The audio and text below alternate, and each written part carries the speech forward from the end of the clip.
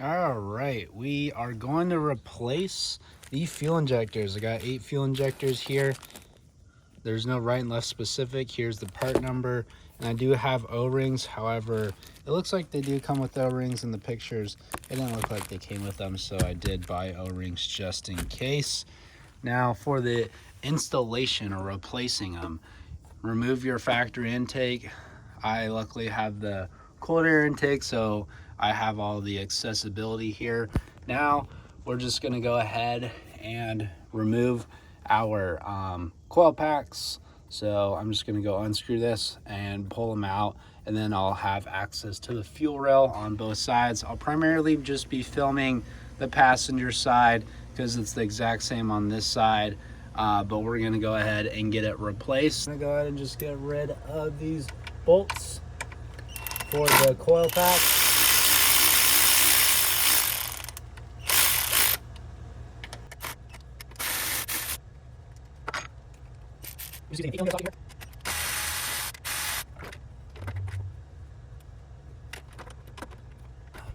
For this back one, I just had to use an 8mm wrench and just loosen it by hand.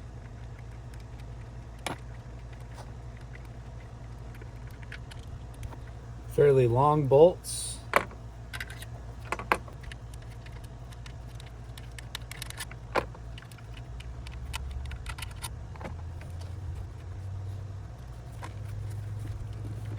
And then now we can just go ahead and pop these out. Get them out of the way. You can hold your heater core hose up.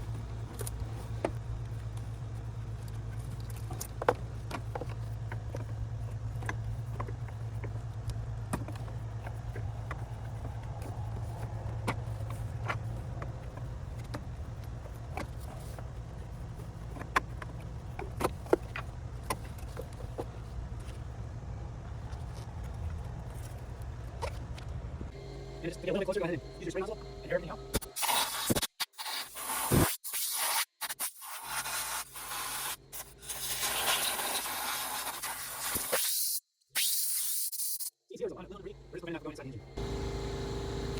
So now we want to go ahead and replace these 2 bolts right here. One's there, the other one is right there, and they're 8mm. So I remove these 8mm.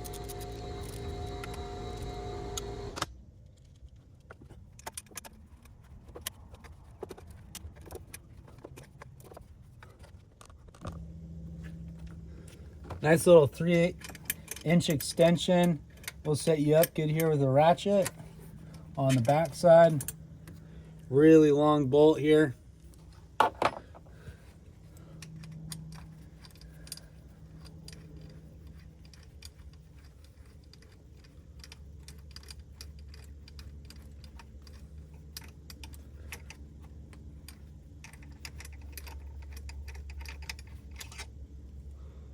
Now for the fun part, so you can go ahead and just pull it up.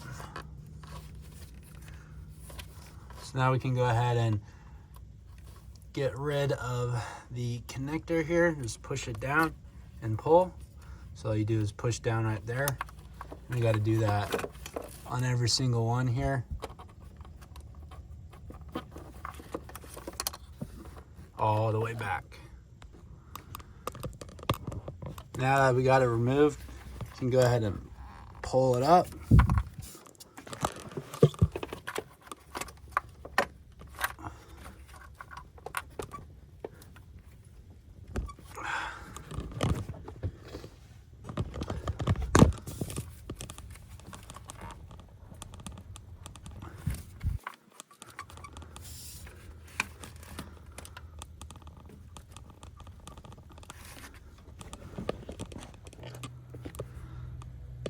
All right, so that did not go as planned, but I went ahead and pulled the fuel rail up.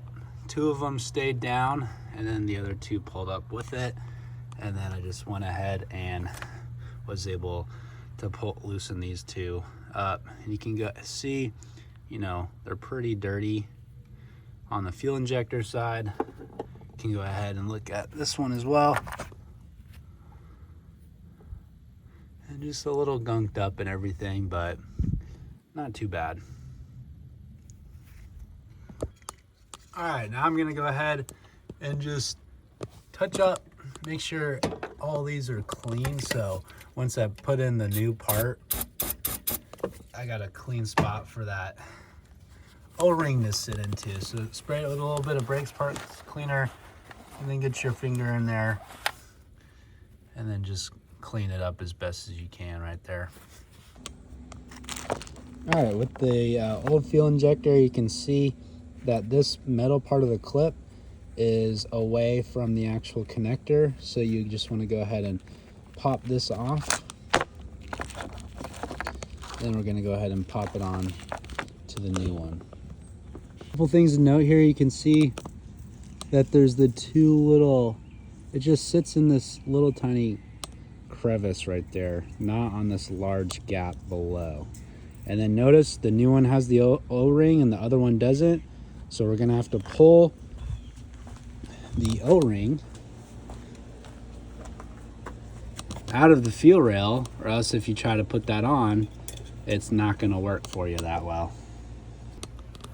So we'll go ahead and get these O-rings out,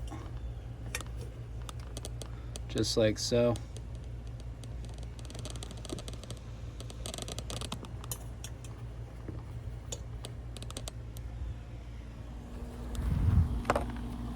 Just want to open that connector.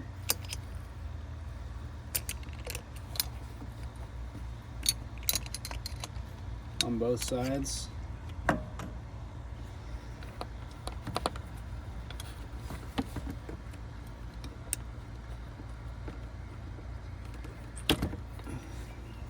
This time you can see the O-ring came with the fuel injector.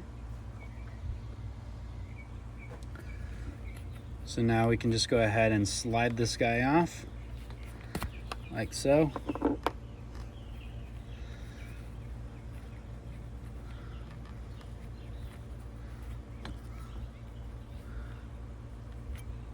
And then you can see there's that little tiny slot. Make sure you get that on both sides here.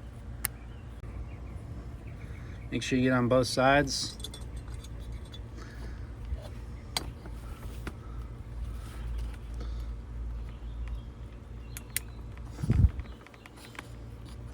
Go ahead and seat it, and we're good to go. Now I got all four all set up in the rail for the passenger side.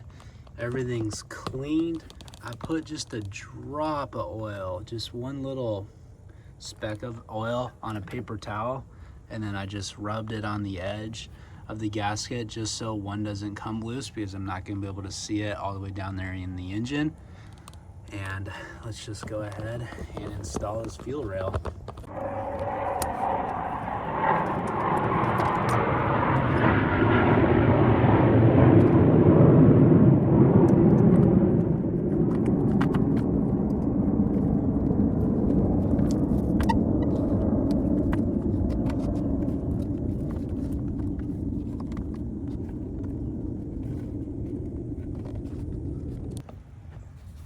All right, for this blue little plastic guy here, there's a little tab. It's a little tab, and it opens up like that. And then you should be able to push it through a little bit. See how it opens up on that side? And now, we should be able to disconnect it.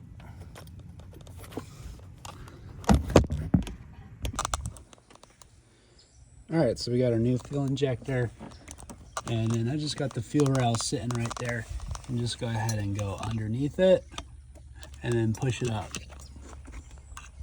And you just kind of wiggle it up in there. Now you want both of these guys to lock into place. There's like a groove on both sides, so you can't actually twist it. See, when I twist it, it stops. It's keeping it in place, so then you can actually connect it, so you don't accidentally have the fuel injector connector on the inside of the engine, and then you wouldn't be able to connect it. So we got all new fuel injectors here. All right, fuel injector rail is sitting back into place, kind of wiggling it in there. You can go ahead and set this guy back on here. You want to pull that connector back, lock it into place, and then that just kind of sets in there. Oh, you can see I didn't do it right. All right, went ahead and disconnected it and then slid it all the way down, pushed it, so then this back part is flush. Test pull first. Yes, it's good to go. And then I'll go ahead and clip that back in there, so then the next person that needs to do it can go ahead and see that and undo it. Everything is sitting flush, so now we can just do the reverse. Put the two big long bolts back in here. Tighten those in, and then I'll go ahead and put the ignition coils back in and tighten those down, and then we will be set. All right, now to put it all back together, I'm gonna go ahead and just lift the hose up, set it in place. Now we can go ahead and put our connector for our fuel injector back on. Just have the actual clip part facing you the entire time, and you'll have no problem clipping it on. You can hear that click, little test pull, and you're good to go. And then do that for all the rest of the cylinders. All right, we're gonna go ahead and just cycle the engine on and off a couple times. Get that fuel pump pumping.